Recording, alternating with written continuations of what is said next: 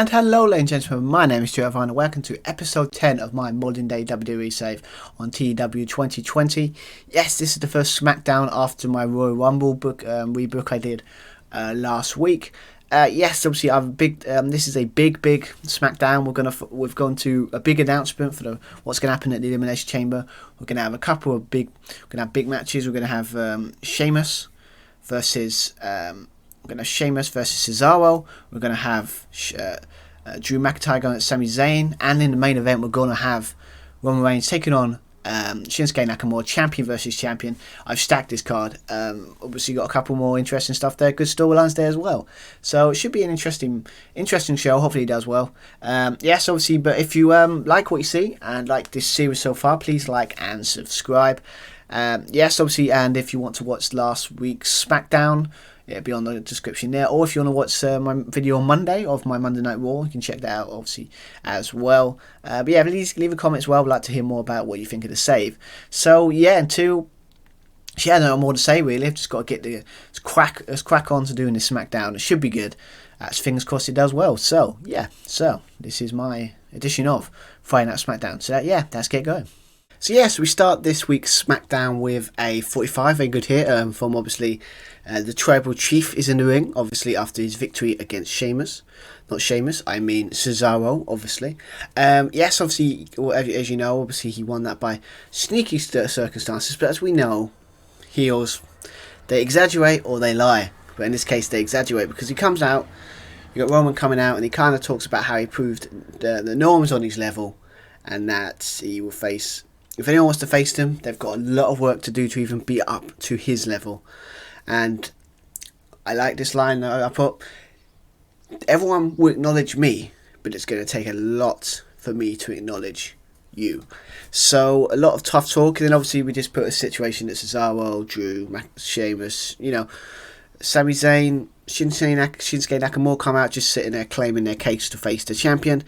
Then after that, obviously, then we got Adam Pearce. I didn't put it in here because I don't feel ran out, but yeah, Adam Pearce comes out and kind of confirms that, he likes what he sees here, and obviously we need to find an opponent because obviously no one in that group won the Royal Rumble, so we need to find an opponent for Roman Reigns at WrestleMania. So we're gonna find out in the confines of an Elimination Chamber, all facing each other, and obviously I like the idea that there's obviously 5 men there. For the 6th man will be decided in a battle royal that will happen next week.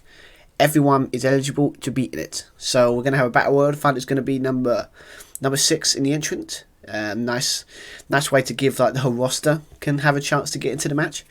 Yeah, obviously after this he sets up matches we're going to do Drew versus Sami Zayn later tonight.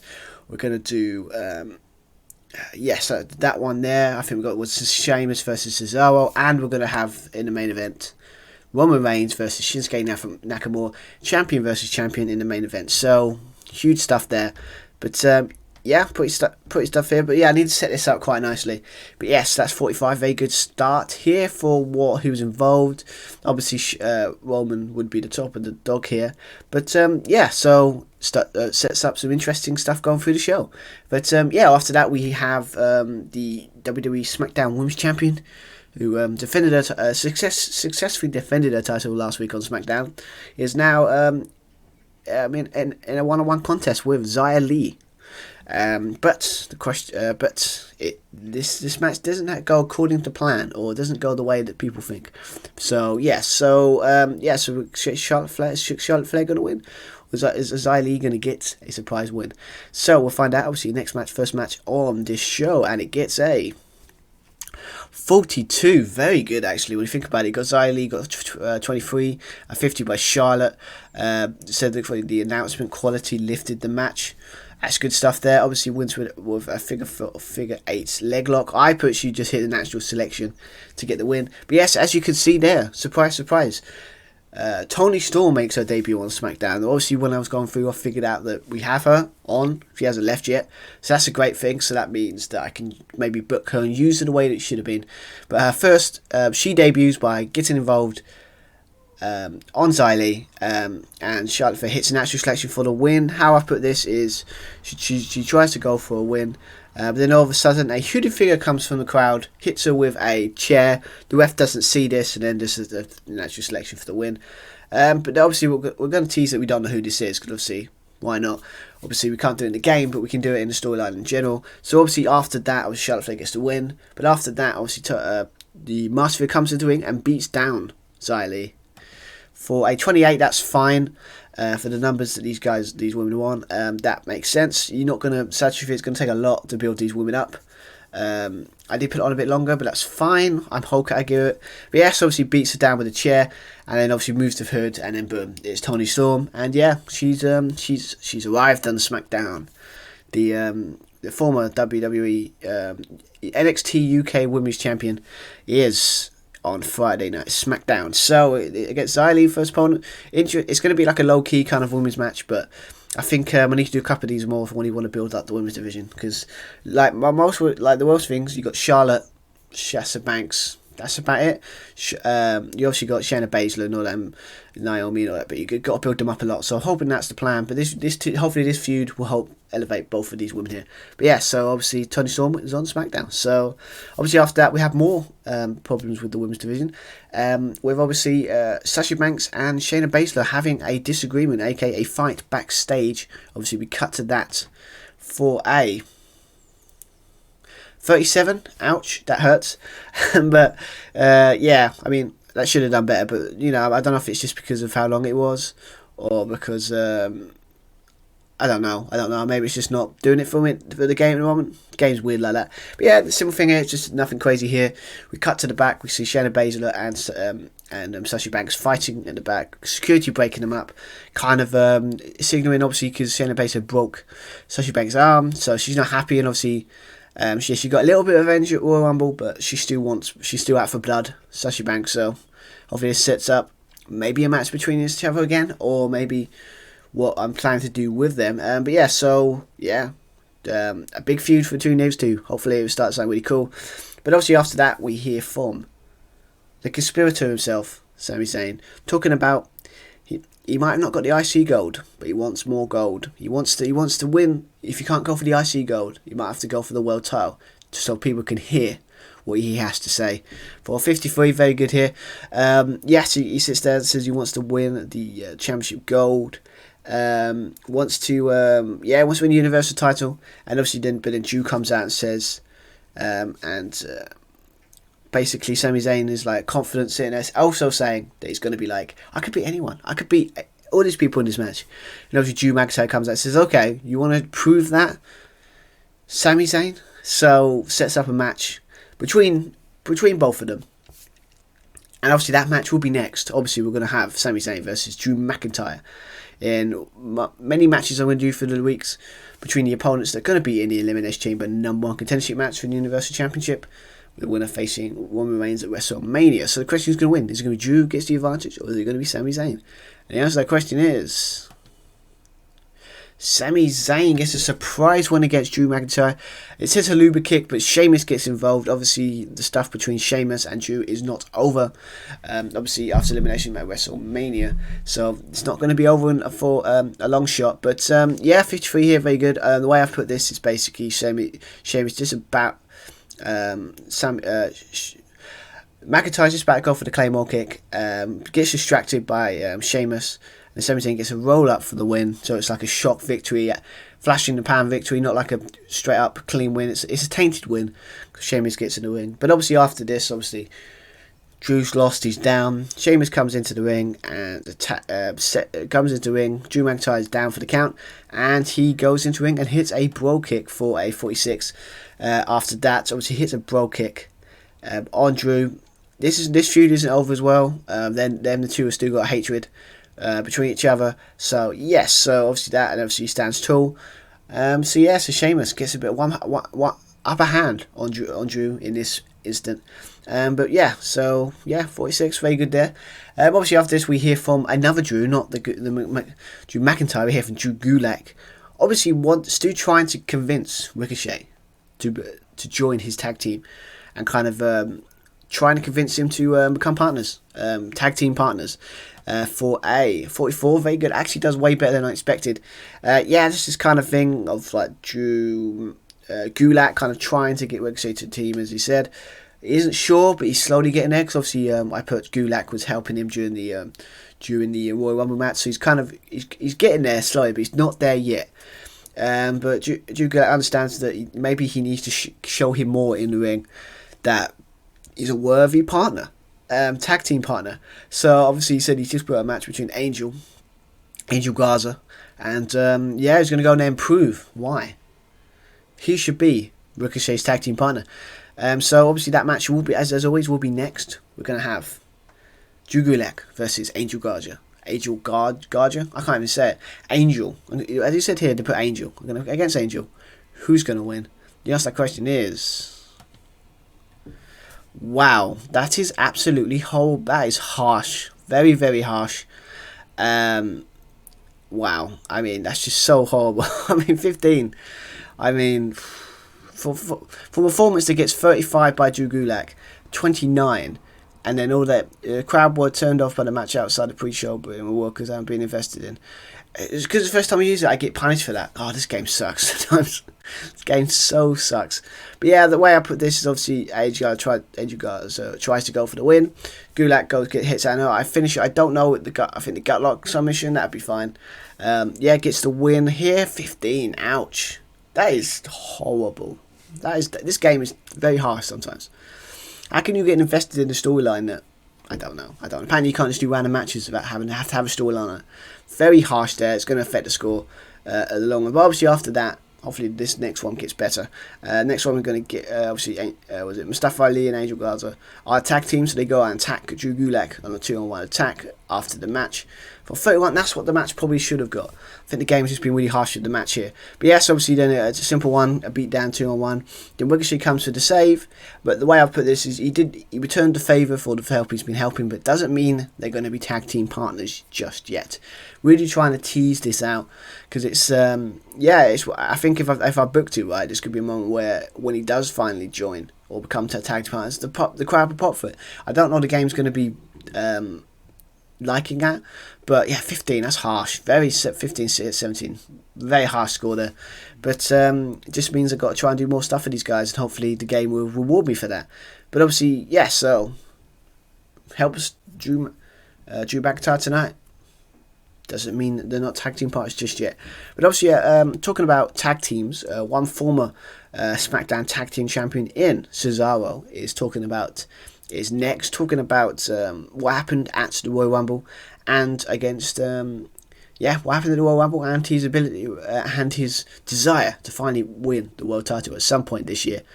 For a 44, very good there. Basically, Sheamus said the loss was a setback, but he will win the world title at some point this year, and by the end of the year. And then Sheamus comes in and said he's fed up with people like you, like Drew McIntyre, all these people that are losers. They keep losing, keep getting title shots and opportunities for the title, and he's going to prove why he's a winner. Sheamus is another one of those losers, and just to prove that winners always win, losers never prosper. So, sets up again, as we've been doing, sets up the next match. We're going to have Cesaro, we're going to have Sheamus, and it's going to be an interesting encounter. So who's going to win? Is Sheamus going to be right and say that Sheamus is a loser because he lost again, or is Cesaro going to get his momentum back after a good run and after losing the world title match at Royal Rumble? And we'll find out now. So, who's going to win? So the answer to that question is going to be Sheamus with the neutralizer for a 41. So about average here. Apparently Sheamus was off his game there. So I guess. But terrible wrestling. This game is so harsh with me at the moment. This database is so harsh.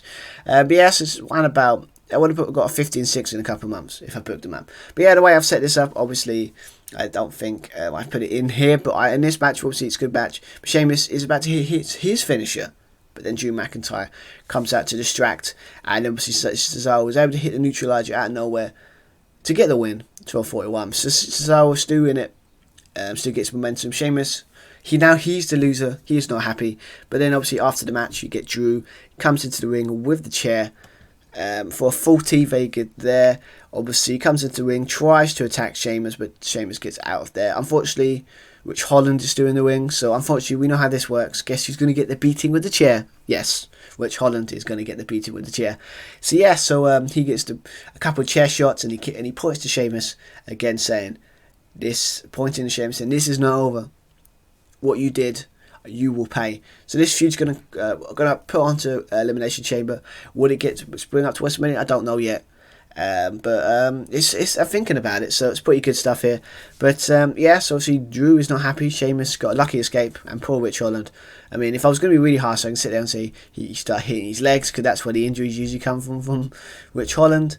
But yeah, so good stuff there, 40. So after this, we hear from more. We hear from the champs, the tag champs, talking to obviously their challengers that will be soon. The Usos earned the right last week on SmackDown, discussing who's the better tag team. Obviously, 46, very good here. Yeah, simple. I could have just done like a backstage thing, but I just thought it would be cool if we done a situation. They've got a tag team match. I don't know. I'm not quite. I'm going to possibly do it at Elimination Chamber, but I like the idea that basically that they want to. It's a rivalry of who's better, and I like those kind of rivalries where it's nothing more than just simple storylines here. But I like the idea of Drew McIntyre and the Usos talking backstage, saying who's the better tag team, and then got Jay saying the best tag teams are the ones that are good signal stars as well. Obviously, and with the New Day, they aren't it. Obviously, talking rubbish, because obviously you got Sheamus, Kofi Kingston, former WWE champion. You could say King Woods is the weak link in the New Day, because only one that hasn't had a big singles push yet, but he is a king, so you can put that across. The Usos are talking trash again, but obviously you got Kofi saying, okay, yeah, well, if you want to prove why we can prove why we are better single stars than you Usos. So it sets up a match next week. We're going to have Kofi Kingston versus Jey Uso, and it's going to be a good match. So hopefully the game doesn't punish me like it did in this. So yeah, interesting stuff here. So should be fun. So obviously after that, we hear from one champions to another. We're going to hear from the WWE Intercontinental Champion in Shinsuke Nakamura, talking about also about wanting more gold, and also about Sami Zayn and Roman Reigns. So we'll find out next. That gets a nice 58, very good there. Happy with that. Yeah, simple one here. Nakamura's just talking about how he wants more gold. He wants to prove to people why he is the best out there, and what more so to prove that has gone against the Universal Champion, and beating the Universal Champion tonight in the main event. Obviously, and talking about Sami Zayn, what he has done, he will get his hands on Sami Zayn, and he will regret the day he ever crossed paths with him. That's how. But tonight he focuses. That's not tonight. That is in the future. But tonight he's going to focus on Roman Reigns, and he's going to beat Roman Reigns. So sets up very nicely for possibly the main event. But before we hear from the challenger, or his opponent, let's hear from the Tribal Chief, Roman Reigns. Next for a 54. But apparently Bruce Pritchard is not very good as a road agent. I have to remember that for next time. Keep forgetting about the road agents of Stu. Got to try and gauge this game. But yes, Roman Reigns is pretty confident, saying Nakamura is not a problem tonight. It's just easy. It's nothing to me. That kind of stuff. The overconfidence of a Tribal Chief that's no one's been able to stand up to him. I like the idea that when he says, "Everybody, I always do it, but everything I always do, I stack you up, pin you 1, 2, 3, and I'll be standing at the top of the mountain uncontested, because no one is even at the level of the Tribal Chief." Tough talk here, but yeah, sets up the main event: champion versus champion. The IC champion in Shinsuke Nakamura going against Universal Champion Roman Reigns. So who's going to win? Are we going to have? Is it going to be Roman Reigns shows his superiority? Is Nakamura going to get a shock win going into pot and get the upper hand possibly if he wins the Elimination Chamber? We'll find out. But obviously that is next. So who's going to win? Is it going to be a good end to the very?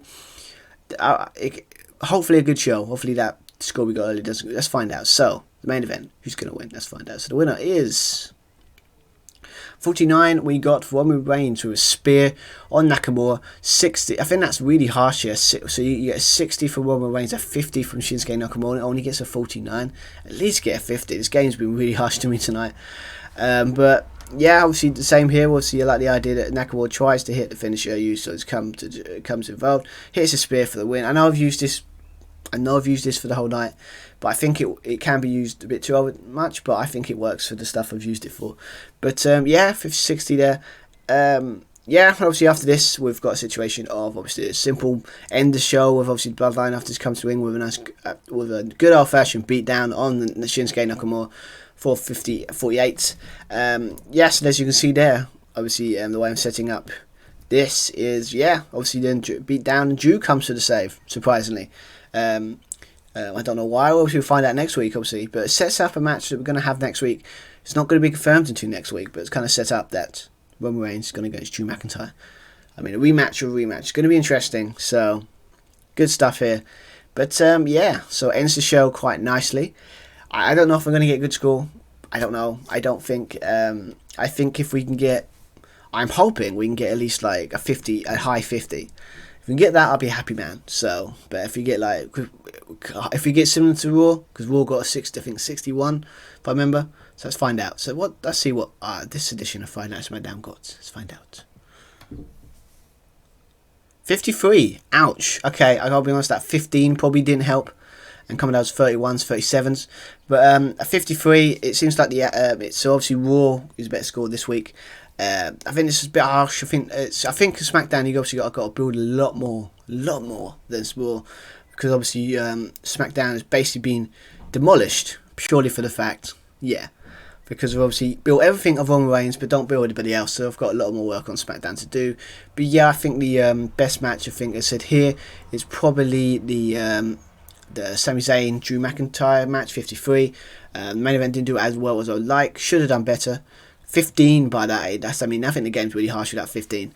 I think that's what's killed us when it comes to the score. If that get in a 20 or 30, it'd be similar. Not the best show I've done, but it seems to be the average that we get for these shows, 51, 53. So it's a good show, but it's not great just yet. So I've got a little bit of work to do. But 53, that's fine. Not more we can do. But yeah, sets up some interesting matchups next week.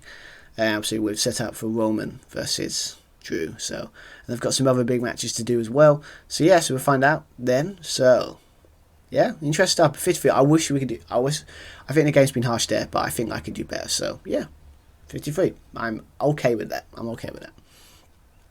Yeah, 53. That's not great. I mean, to be fair, it's still good because obviously I think 51s. I don't think we've got lower than 50. Than any of our bookings so far, even small on SmackDown or the pay-per-views, to be fair. But yeah, I mean, I think that was it 15 by Drew Gulak and Angel Garza. I can't even say it. I'm gonna say Angel, but yeah, that one was very I think that's a bit harsh. At least should get at least a 20 or 30, but the game just didn't like that match for some reason. I don't know why. It just didn't like that match, so it kind of put the score down a little bit. But yeah, so obviously we've done some cool stuff. Obviously we got Tony Storm debuted, so that was cool.